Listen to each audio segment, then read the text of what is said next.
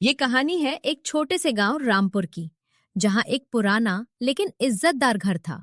उस घर में रहती थी सावित्री देवी, उनका बेटा राजेश और उनकी नई बहू सुनीता।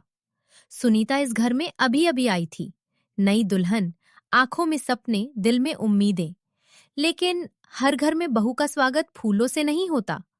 कुछ घरों में उसका स्वागत परीक्षा से होता है। सुनीता सुबह 4 बजे उठती है। नई बहू होने के नाते सुनीता ने ठान लिया था कि वो इस घर को अपना घर बना लेगी, सास का दिल जीत लेगी। सुनीता चूल्हा जलाती है, चाय बनाती है। हे भगवान, बस इतना करना कि मैं इस घर की लाज रख सकूं। सास सावित्री अंदर आती हैं। अभी तक चाय नहीं बनी।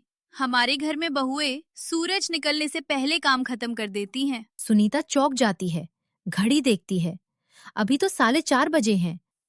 माँ जी, चाय बस बन ही रही है। बहुत जवाब देती है। देखती हूँ कब तक ये मीठी बोली रहती है। गांव की औरतें बैठी बातें कर रही हैं।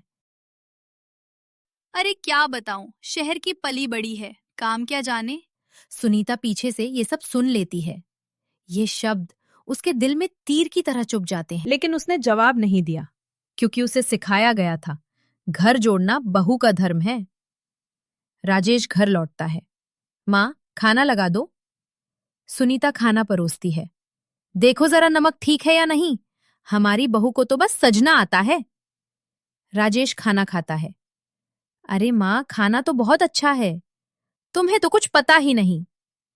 राजेश माँ की बातों में आ जाता था और धीरे धीरे उसके मन में भी शक के बीज बो दिए गए। एक दिन घर के पैसे गुम हो जाते हैं। मेरी अलमारी से 5,000 रुपए गायब हैं। घर में सन्नाटा। सावित्री की नजर सीधे सुनीता पर जाती है। तू ही ले सकती है, और कौन है यहाँ?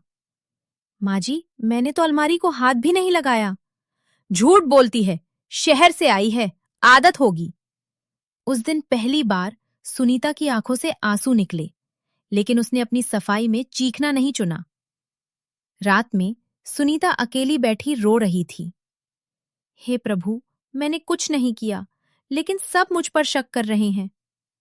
उसी समय घर के बाहर आवाज आती है। राजेश का छोटा भाई मोहन नशे में आता है। आज तो खूब मजा आया, 5,000 मिल गए। सुनीता चौंक जाती है। सुनीता दरवाजे के पीछे छुपकर सुनती है। अलमारी से पैसे निकालना कितना आसान था। अब सुनीता के सामने दो रास्ते थे, सच बताकर मोहन को फंसा दे या घर की इज्जत बचा ले। उसने दूसरा रास्ता चुना।